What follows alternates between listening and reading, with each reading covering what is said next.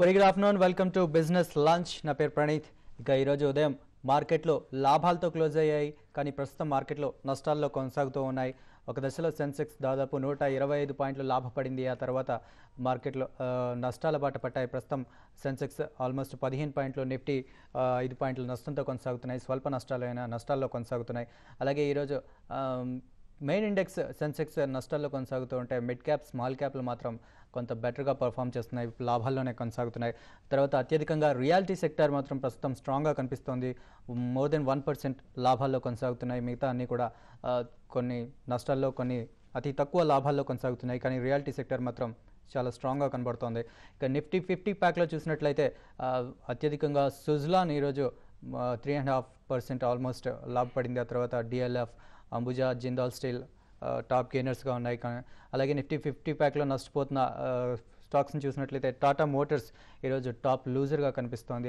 More than 2% నష్టపోతుంది. ఆ తర్వాత యాక్సిస్ బ్యాంక్, సెయిల్ తర్వాతి స్థానాల్లో నష్టపోతూ ఉన్నాయి. ఇక బ్రెడ్ చూసినట్లయితే మార్కెట్లో నష్టాల్లో ఉన్నా కూడా బ్రెడ్ మాత్రం పాజిటివ్గానే ఉంది.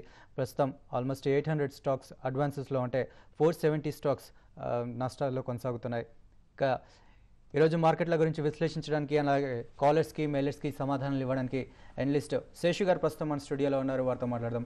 వెరీ గుడ్ ఆఫ్టర్నూన్ శేషు గారు. శేషు గారు, మార్కెట్లు ఉదయం లాభాలతో ప్రారంభమయ్యాయి. ఒక దశలో 125 పాయింట్ల లాభాల్లో ఉన్న సెన్సెక్స్ ప్రస్తుతం నష్టపోతోంది. ఎందుకంటారు? ఈరోజు కొన్ని స్టాక్స్లో గత కొన్ని రోజులుగా మార్కెట్ కంటిన్యూగా పెరుగుతూ వస్తుంది చూస్తున్నాం. అయితే ఈరోజు ఏంటంటే కొంచెం ప్రాఫిట్ బుకింగ్ అనేది ఈరోజు మార్కెట్లో కనపడుతుంది. మరి ముఖ్యంగా ఏంటంటే ఒక టాటా మోటార్స్, తర్వాత యాక్సిస్ బ్యాంక్, సెయిల్, ఇటువంటి కౌంటర్స్లో బాగా ప్రాఫిట్ బుకింగ్ కనపడుతుంది. దాంతోపాటు రిలయన్స్ కూడా, ఇండస్ట్రీస్ కూడా ఈరోజు కూడా ఒక 6 రూపీస్, 7 రూపీస్ మైనస్ ఉండడంతో ఏంటంటే నిఫ్టీలో కొంత హైయర్ లెవెల్లో సెల్లింగ్ కనపడింది.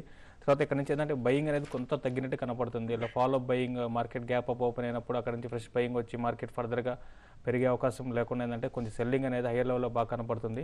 ఇంకోటి ఏషియన్ మార్కెట్స్ కూడా చూస్తే ఈరోజు హై నుంచి బాగా కొంత కిందకి రావడం వల్ల కూడా ఏంటంటే మన మార్కెట్లో ఒక సెల్లింగ్ ప్రెషర్, దాంతోపాటు వీకెండ్ అనేది ఉంది. తర్వాత ఈరోజు యూఎస్లో ఇంపార్టెంట్ జాబ్ డేటా అనేది వచ్చేది. అందుకని అంటే కొంచెం ట్రేడర్స్ ఎవరైతే ఉన్నారో వాళ్ళు కొంచెం పొజిషన్ ట్రేడ్ చేసుకునే వాళ్ళు మాత్రం కొంచెం ఈ లెవెల్లో హైయర్ లెవెల్లో ప్రాఫిట్ బుక్ చేసుకునే అవకాశం ఎక్కువ కనపడుతుంది. దాంతోపాటు నిఫ్టీకి 5120 అనేది క్లియర్గా మనకి బాగా రెసిస్టెన్స్ జోన్ అని చెప్పొచ్చు. Even 5100 and 5120. దానివల్ల ఏంటంటే మార్కెట్ అరౌండ్ ఆ లెవెల్కి వచ్చినప్పుడు ఏంటంటే రీసెంట్గా ఎవరైతే లాంగ్ పొజిషన్స్ ఉన్నారో వాళ్ళంతా కూడా ప్రాఫిట్ బుకింగ్ చేస్తున్నారు. దానివల్ల ఏంటంటే మార్కెట్ హైయర్ లెవెల్లో సస్టైన్ కాలేకపోతున్నాను. ఓకే అండి, ప్రస్తుతం మార్కెట్లో గ్రీన్లోకి వచ్చాయి, ఫ్లాట్గా ఉన్నాయి కానీ గ్రీన్లో ఉన్నాయి. ఆల్మోస్ట్ సెన్సెక్స్ ఒక 5 పాయింట్లు, నిఫ్టీ 2 పాయింట్లు లాభాల్లో కొనసాగుతున్నాయి. ఇప్పుడు మొదటి కాలర్ ఇవాళ రమణ గారు లైన్లో ఉన్నారు, వైజాగ్ నుంచి. వారితో మాట్లాడదాం. హలో. గుడ్ ఆఫ్టర్నూన్ రమణ గారు. గుడ్ ఆఫ్టర్నూన్ అండి. అపోలో టైర్స్ 62లోని, గుజరాత్ అమెరికా 86లోనే ఉన్నాయి. ఓకే, చెప్పండి. Apollo tyres and Gujarat America. Apollo tyres అయితే రీసెంట్గా మనం చూసాం బాగా 55, 52 ఆ లెవెల్స్ నుంచి బాగా రీసెంట్గా బాగా పెరగడం జరిగిందండి. నాట్ ఓన్లీ అపోలో టైర్స్ అండి, ఆల్మోస్ట్ అన్ని టైర్స్ సంబంధించిన కంపెనీస్ అని కూడా రీసెంట్ ఒక 1 వీక్ 10 డేస్లో మంచి అప్ అండ్ ఈవెన్ మార్కెట్ పడుతున్న మార్కెట్లో కూడా బాగా పెరిగాయి. కాబట్టి మీరు ఒక 2 to 3 months, మీరు ఒక 3 to 4 months అని టార్గెట్ పెట్టుకుంటే మాత్రం 85 రూపీస్ దాకా వచ్చే అవకాశం ఉందండి. అయితే ఇప్పుడు ఇమీడియట్గా అయితే ఈ స్టాక్లో కొంచెం అరౌండ్ 68 ఆ లెవెల్లో బాగా సెల్లింగ్ ప్రెషర్ అనేది వచ్చే అవకాశం కనపడుతుంది. ఒక ఇన్వెస్ట్ అయితే మాత్రం మీరు హోల్డ్ చేసుకోమని చెప్తానండి. గుజరాత్ ఎన్ఆర్కోక్ అయితే రీసెంట్గా మనం చూస్తే కమాడిటీస్ స్టాక్స్ కూడా బాగా పెరగడంతో గుజరాత్ ఎన్ఆర్కోక్ కూడా బాగా పెరిగింది. ఇది కూడా మీకు మంచి ట్రేడింగ్ స్టాక్ అండి. ఇది ఒక 105 రూపీస్ దాకా షార్ట్ టర్మ్లో పెరిగే అవకాశం ఉంది. దాన్ని కూడా షార్ట్ టర్మ్కి అయితే హోల్డ్ చేసుకోండి. ఓకే, 2 స్టాక్స్ కూడా హోల్డ్ చేసుకోమని సలహా ఇస్తున్నారండి శేషు గారు. మీకు మంచి కంపెనీలు 2 కూడా పెరిగే అవకాశం ఉందని చెప్తున్నారు. ఇక మరొక కాలర్ ఇప్పుడు లైన్లో ఉన్నారు, రామారావు గారు. హలో. గుడ్ ఆఫ్టర్నూన్ అండి. గుడ్ ఆఫ్టర్నూన్ రామారావు గారు, చెప్పండి. దగ్గర జూపిటర్ బయోసెన్స్ ఉన్నాయండి మా దగ్గర. వాటి టెక్నికల్గా ఫైల్స్ ఎలా ఉంది చెప్తారా? జూపిటర్ బయోసెన్స్ ఎంతలో తీసుకున్నారండి? 95 అండి. 95 అంటే మీరు షార్ట్ టర్మా, లాంగ్ టర్మా అండి? షార్ట్ టర్మ్ అండి, 1 month హోల్డ్ చేద్దాం. 1 month షార్ట్ టర్మ్.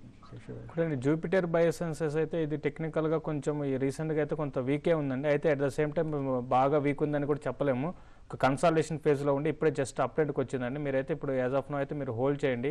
స్టాక్ ఏంటంటే 80 లేదా 78 అబవ్ ఉన్నంతకాలం ఈ స్టాక్ బాగా పెరిగే అవకాశం ఉంది. అట్లనే పెద్దగా పెరుగుతుందని కూడా చెప్పలేమండి. ఎందుకంటే కన్సల్టేషన్ ఫేజ్లో ఉంది కాబట్టి మీకు ఈ లెవెల్లోనే కొన్ని రోజులు ఓవర్ అయిన తర్వాత 95 తర్వాత 105 లెవెల్కి టెస్ట్ చేసే అవకాశం ఉంది. అట్ ద సేమ్ టైం మీరు 75 దగ్గర స్టాప్ లాస్ పెట్టుకొని స్టాక్ని హోల్డ్ చేయండి.